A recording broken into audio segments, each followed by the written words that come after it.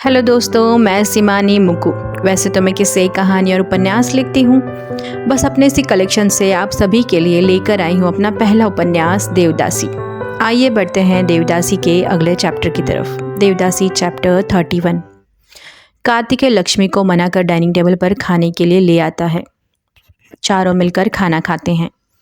वही मूर्ति बीच बीच में हंसी मजाक कर लक्ष्मी के मूड को लाइट करने की कोशिश करता रहता है। रसोई घर के सारे काम निपटाने के बाद सभी अपने अपने कमरे में सोने चले जाते हैं। लक्ष्मी को नींद नहीं आती तो वो उसी घर के छत पर चली जाती है। छत का दरवाज़ा खोलने जाती है, पर यह क्या, छत का दरवाज़ा तो पहले से ही खुला था। छत पर कदम रखते ही उसके सामने कार्तिकेय दिखता है। लक्ष्मी कार्तिकेय को देखकर थोड़ी खुश हो जाती है। लक्ष्मी की तरफ कार्तिकेय की पीठ होती है। कार्तिकेय किसी गहरी सोच में डूबा होता है। लक्ष्मी को दूर से कार्तिकेय के आसपास धुएं के छल्ले दिखाई पड़ते हैं। लक्ष्मी ये देखने के लिए तुरंत कार्तिकेय के पास जाती है। तब तक कार्तिकेय को पता ही नहीं चलता कि लक्ष्मी कब उसके पीछे आकर खड़ी हो गई। लक्ष्मी को उस धुएं की तीव्र गंध आती है। कार्तिकेय के पास खड़े होकर लक्ष्मी अपने सर को कार्तिकेय के सामने आगे ले जाकर झुकाती है और एक सुंदर सी मुस्कान बिखेरती है उसे देखकर। कार्तिकेय के हाथ में सिगरेट होती है। वो सिगरेट के कश लगा रहा होता है। इस तरह अचानक से लक्ष्मी का चेहरा अपने सामने देखकर कार्तिकेय घबरा कर एकदम असहज हो जाता है। आज से पहले कभी उसने लक्ष्मी के सामने सिगरेट नहीं पी थी। इसी सकपकाहट में कार्तिकेय के हाथ से सिगरेट छूट जाती है और उसके आसपास के धुएं को हाथ से यहाँ वहाँ हटाने लग जाता है घबराहट के मारे, जैसे उसने कोई गुनाह कर दिया हो। उस आवाज़ में लक्ष्मी से पूछता है, अरे लक्ष्मी, तुम आज यहाँ अचानक कैसे ऊपर आ गई?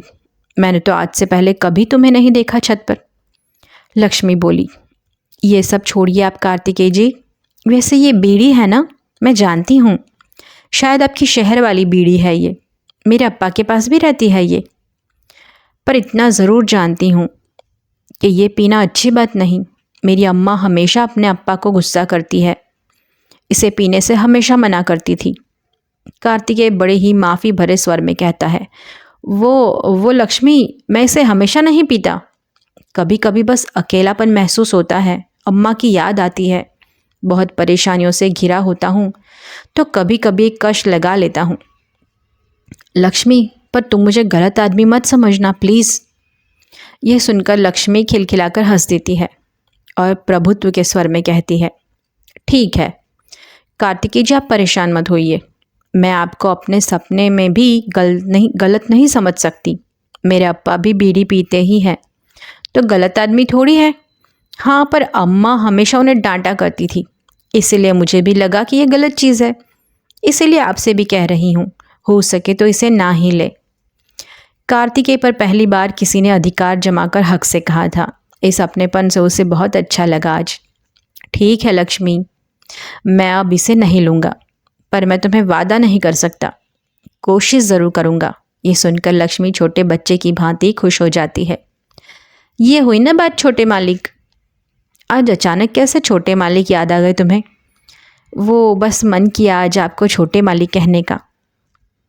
हाँ, पर बस आज के लिए। हाँ, तुम मुझे हमेशा कार्तिकेय ही बुलाओ, मुझे अच्छा लगता है। ये सुनकर लक्ष्मी थोड़ी शर्मा सी गई। लक्ष्मी ने हकारात्मक भाव से शर्माते हुए अपनी गर्दन हिला दी सिर्फ। वैसे आज तुम यहाँ कैसे लक्ष्मी? कार्तिकेय फिर से पूछता है। बस यूं ही कार्तिकेय जी, आज नींद नहीं आ रही थी ना, तो सोचा खुली हवा में थोड़ी देर सांस ले लूँ, शायद थोड़ी मन की बेचैनी कम हो जाए। वैसे आप हर रोज़ यहाँ पर आते हैं कार्तिकेय जी? हर रोज़ तो नहीं आता लक्ष्मी, पर कभी कभी जब नींद नहीं आती, अक्सर इस खुले गगन में सितारों को देखता हूँ और अपनी अम्मा से बातें करता हूँ। बहुत सुकून मिलता है मुझे यहाँ पर। जब तुम यहाँ नहीं थी उसके पहले भी बरसों से मैं यहाँ छत पर आ रहा हूँ। कार्तिकेय और लक्ष्मी कुछ देर बाद वहीं छत पर दीवार से सटकर पैर लंबे कर पास पास में बैठ जाते हैं। लक्ष्मी अपने गांव की यादें ताज़ा करती है कार्तिकेय के साथ। कार्तिकेय भी अपने कॉलेज के किस्से, कहानियाँ लक्ष्मी को सुनाने लगा। दोनों के बीच अब दूरियाँ कम होने लगी थी। दोनों को एक दूसरे का साथ अच्छा लगने लगा था। आधी रात तक दोनों छत पर ही बैठे रहे, हंसते खिलखिलाते से, गुदगुदाते से। एक दूसरे का साथ पाने से कुछ देर के लिए दोनों अपने गम भूल गए थे। एक दूसरे से अपने मन की बात कहने लगे थे। इस तरफ अनंतनाग कुडली की गांव पहुंच चुका था। अनंतनाग को आते देख उसके सारे छुपे हुए पहलवान गुंडे बाहर निकल आए थे।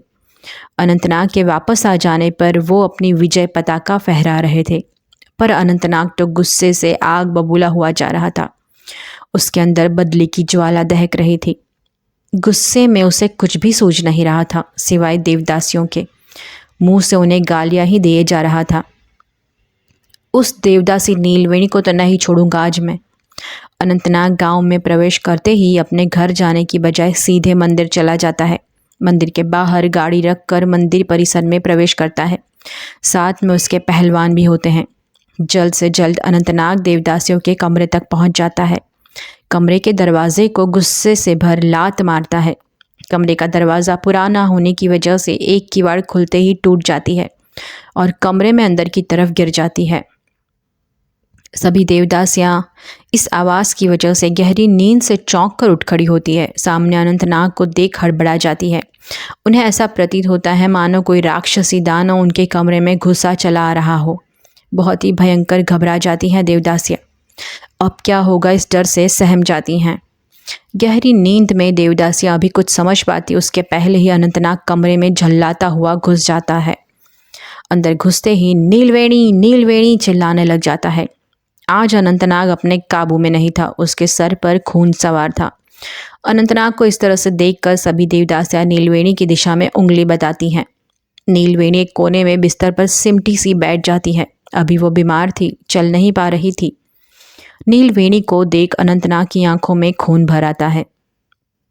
एक ही क्षण में वो नीलवेणी के पास पहुंच जाता है।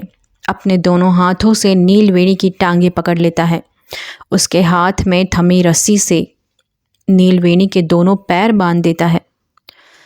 रस्सी को खींचते हुए उसे कमरे के बाहर ले जाता है। ये दृश्य देखकर सभी देवदासियां जोर जोर से चिल्लाने लग जाती हैं, रोने लग जाती हैं। एक कोलाहल सा मच जाता है। नीलवेणी को बैठे बैठे ही उसके पैरों में बंधी रस्सी से खींचता जा रहा था वो बेरहम। कुछ देवदासियां अनंतनाग के पैरों पर गिर पड़ी, क्षमा मांगने लगी, पर अनंतनाग ने अपने पैरों से उसे दुत्कार दिया। उस जालिम ने नीलवेणी को उसी तरह से खींचता जा रहा था। खींचते खींचते मंदिर परिसर में ले आया। मंदिर पत्थरों से बना होने की वजह से नीचे की ज़मीन पथरीली थी। नीलवेणी कमर के ऊपर के भाग को बचाने की कोशिश कर रही थी, पर अनंतनाग के झटके से खींचने की वजह से उसका सर पीछे से बार बार ज़मीन से टकरा रहा था। उसकी चीखें निकल रही थी, आह निकल रही थी। आंखों से दर्द आंसू बनकर निकल रहा था। अपने दोनों हाथों को सर के पीछे लगा रखा था नीलवेणी ने। खींचने की वजह से उसकी उंगलियों के पोर ज़मीन पर घिसने की वजह से छिल गए। इतनी कोलाहल की वजह से पंडित जी जग जाते हैं और दौड़े दौड़े बाहर आ जाते हैं देखने के लिए। बाहर का भयानक दृश्य देखकर उनका हृदय कांप उठता है। दौड़े दौड़े आकर अनंतनाग के पैरों को पकड़ लेते हैं। बड़े मालिक, माफ़ कर दीजिए बच्ची को, आगे से गलती नहीं होगी। इससे पहले ही बहुत सज़ा भुगत चुके हैं बेचारी, कुछ तो दया कीजिए मालिक। पंडित जी गिड़गिड़ाए जा रहे थे। अनंतनाग में तो जैसे शैतान की आत्मा बस गई थी। उसे किसी भी व्यक्ति की बातों का कोई फर्क नहीं पड़ रहा था। पत्थर बन गया था वो। हट जा रास्ते से पंडित, लगता है तुझे अपनी जान प्यारी नहीं है, इसीलिए आज मेरे सामने खड़ा है, वो भी इस देवदासी का पक्ष लिए हुए। तुझे तो मैं बाद में देखता हूँ, चल हट मेरे रास्ते से। पंडित जी को जोरदार की लात मार दी अनंतनाग ने। पंडित जी बेचारे दूर जाकर गिर गए। अनंतनाग नीलवेणी को पैरों से खींचते हुए मंदिर के बाहर ले आया। उसने उस रस्सी को गाड़ी के पीछे बांध दिया और खुद जाकर गाड़ी में बैठ गया। ड्राइवर को गाड़ी चलाने का इशारा किया। गाड़ी आगे आगे जैसे चल दी। रस्से से बंधी हुई नीलवेणी के पैर उसके शरीर को खींचते हुए ले जा रहे थे। अब तो गांव का कच्चा पथरीला कटीले रास्ते पर नीलवेणी को घसीटा जा रहा था।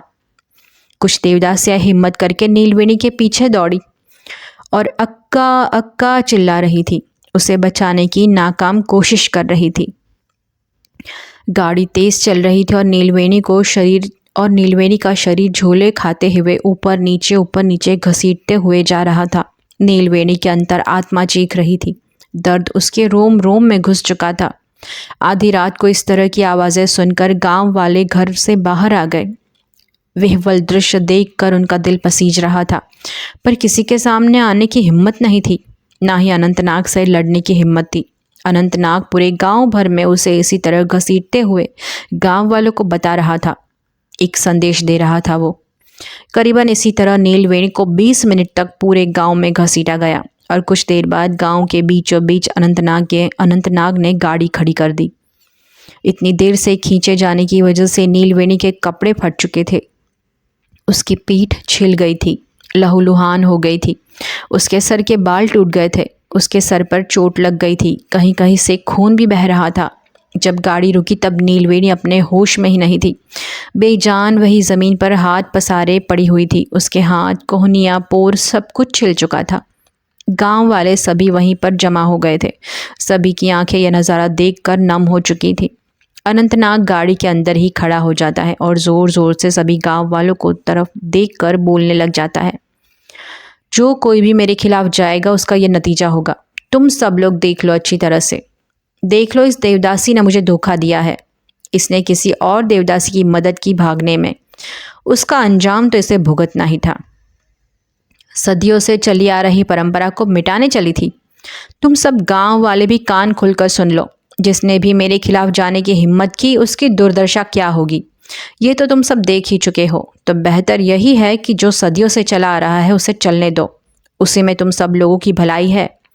अनंतनाग गाड़ी में से उतरकर नीलवेणी के पास आकर खड़ा हो जाता है। उसके पैरों की रस्सी खोलकर अपने पैरों से उसके शरीर को धक्का मारता है।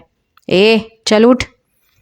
पर नीलवेणी के शरीर में कोई भी हरकत नहीं होती। अनंतनाग के पैर मारने पर उसका बेजान शरीर सिर्फ थोड़ा सा हिलता है और वापस उसी स्थिति में आ जाता है। वो पिशाच उस पर थूक कर गाड़ी में बैठने चला जाता है और गाड़ी वहाँ से धूल उड़ाती हुई निकल जाती है। पीछे खड़ी देवदासियाँ दौड़कर नीलवेणी के पास आ जाती है और नीलवेणी को उठाने का प्रयास करती हैं। उसके गालों पर थपकियाँ देती है। अक्का, अक्का उठो ना अक्का। रोते बिलखते हुए बार बार उसे पुकारती हैं।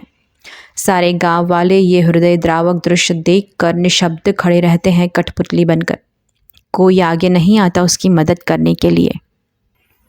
जेल से छूटने के बाद अनंतनाग ने तो अपना काम कर दिया, पर अब आगे लक्ष्मी की हालत और क्या होने वाली है जानने के लिए बने रहे मेरे उपन्यास देवदासी के साथ। और चैनल को लाइक, शेयर और सब्सक्राइब करना ना भूलें। धन्यवाद।